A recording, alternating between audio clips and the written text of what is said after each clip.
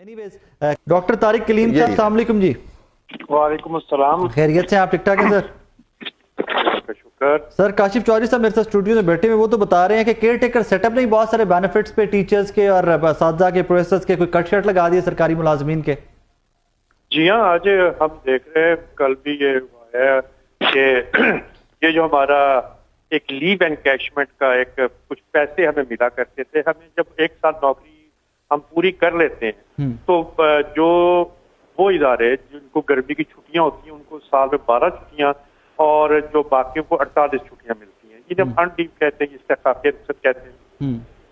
तो हम मुलाजमत के आखिर पर इनके हमें गवर्नमेंट पैसे दे देती है, या हम छुट्टियां कर लें या पैसे ले लें। तो वो कुछ अपनी रिटायरमेंट पे कुछ पैसे मिल जाया करते थे, तो उस पर एक कट लगा दिया गवर्नमेंट ने। हमें तो इस पर भी एतराज है कि देखें, जो एक तो कट पे एतराज है, ये गैर अखलाकी सूरत है ना। जब हमें आपने भर्ती किया तो हमें कुछ टर्म्स एंड कंडीशन दी, हमने उसके मुताबिक आपकी पेशकश को कबूल किया और हमने मुलाजमत शुरू की। तो एक तो ये अखलाकी और कानूनी तौर पर पूरी ये गलत बात है, ऐसा नहीं करना चाहिए। जब कोई आप नया बंदा भर्ती करते हैं तो जिस मर्जी टर्म्स एंड कंडीशन पर रख लें, जिनको आपने भर्ती कर रखा है उसका क्यों कर रहे हैं। यानी जो बंदा आज रिटायर हो रहा है उसको अपने ग्रेड 18-19 का बंदा आज रिटायर हो रहा है उसको अपना 8-10 लाख में बैठे बिठाए नुकसान डाल दिया।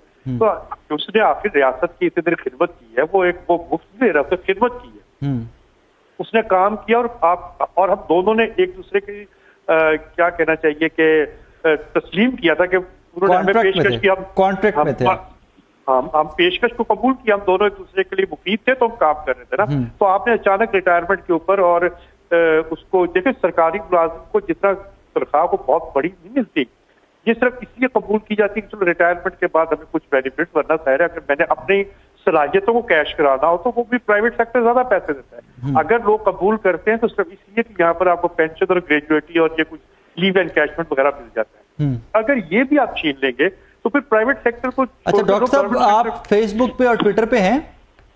जी हैं हम। अब आपको इस शो के बाद हो सकता है वो डिटेल ज्यादा सख्ती से देनी पड़े, क्योंकि मेरे पास जो अगली स्टोरी पड़ी हुई है उसमें लिखा गया है कि जी आपसे तमाम टीचर से, प्रोफेसर से, सरकारी मुलाजमीन से सोशल मीडिया अकाउंट्स की डिटेल्स मांग ली गई हैं।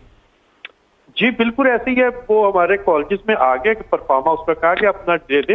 अब मुझे समझ नहीं आ रही कि ये ऐसी क्या क़यामत आन पड़ी है। देखें, मैं बतौर प्रोफेसर एक पढ़ा लिखा आदमी हूँ, मुझे पता है अपनी लिमिटेशंस का, मुझे अपनी आज़ादी का भी पता है, मुझे अपनी हदूद का इल्म है। मैं जो बात करता हूँ अपनी जिम्मेदारी से करता हूँ, और मेरे पास तो वैसे भी सुनने वाले बहुत होते हैं मेरे शागिर्दों की शक्ल में, तो हम बहुत मोहतात आमतौर पर करते हैं।